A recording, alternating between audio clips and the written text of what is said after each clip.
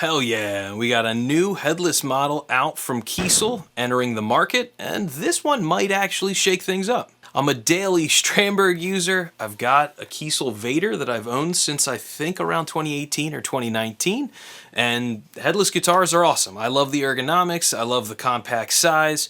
Having a new model to choose from is only a good thing. And after seeing a couple comments mentioning interest in the Kyber, yeah, I've kind of perked up a little bit. So let's talk about the pricing, the design, and the ergonomics of this new Kyber model, and if it might actually replace my daily driver Strandbergs. Let's go.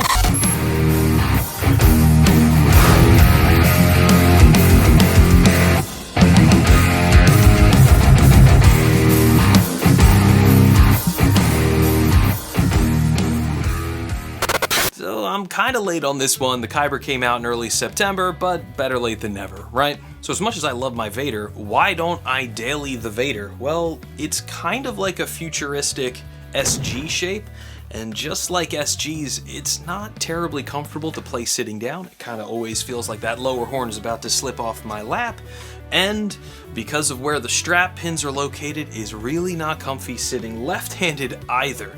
So, you know, it's small, and it's lightweight, and it's compact, and those are all good things, but when you're sitting on your ass, teaching guitar for 6 hours straight, anything that's going to be the most comfortable design is going to end up winning, and that is the Strandberg. And well, the Kyber Headless is a full redesign with specifically ergonomics and practicality in mind. Starting at $1,600 does price it slightly below what you would get for kind of an equivalent Strandberg, but you get the, you know, kind of make it personalized ability here. The Kyber is going to come in your standard 6, 7, or 8 string variants, and yes, you can go multi-scale on all of those if you like. Now, what else does the Kyber have besides the advanced ergonomics?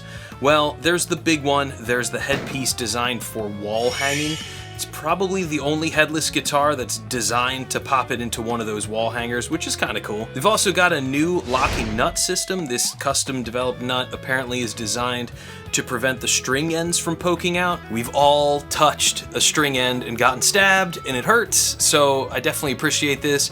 Strandberg kind of rolled out something like this with the NX models, but it didn't really work that well in my experience, so jury's out if this will actually make a difference. They're also copying Strandberg and moving the strap buttons to the rear. Really does make a big difference and help the guitar hang on you while standing. Weight is clearly a focus here on the Kyber.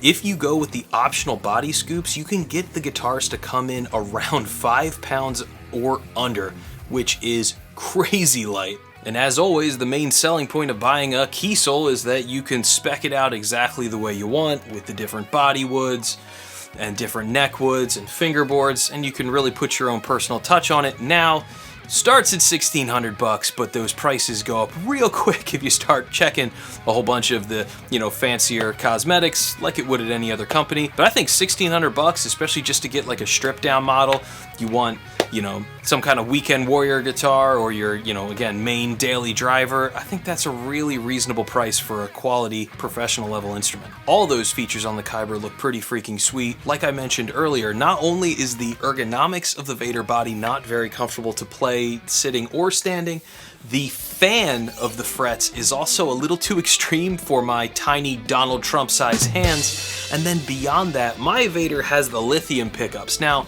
the lithium pickups and the tone of this guitar, it's like the ultimate one-trick pony. It's like my go-to modern metal rhythm guitar tone. You run it through Neural DSP's Fort and Nameless, damn, it sounds so freaking good here on this track.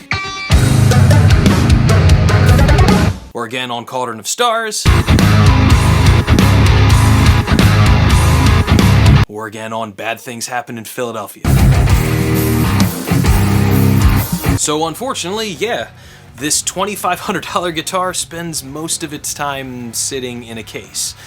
Kyber looks really cool. I would definitely spec it with different pickups than the lithiums would be my advice. These really are one-trick ponies, unfortunately. Now, while cosmetics are the most subjective part of anything, I think the body shape is pretty cool. I'm not totally sold on that headstock design though. It's kind of cool that you could hang it from a guitar hanger. I don't know, maybe it'll grow on me over time. Now the Kiesel is able to put a tremolo on a multi-scale guitar. It really is a strong competitor to something like Strandberg.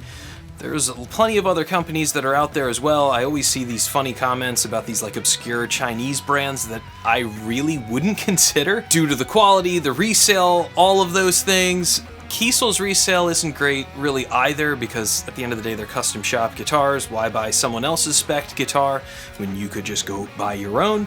But despite the flaws, and I know the flaws with Jeff, and sometimes he kind of gets in trouble and rubs people the wrong way, I do think for what you're getting, a US made guitar with the Kyber, you now have a body style that's really focusing on ergonomics. I think there's really a lot to like here. So Jeff, if you happen to stumble across this video, dude, I would be so grateful and thankful to check out a Kyber. Hell, I would even play something like this on it.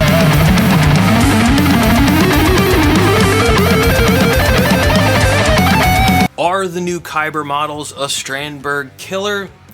I don't know. I would have to get my hands on one in person. I also am very much a believer in the EndurNeck and how much of a difference I do think it makes in avoiding injury as well.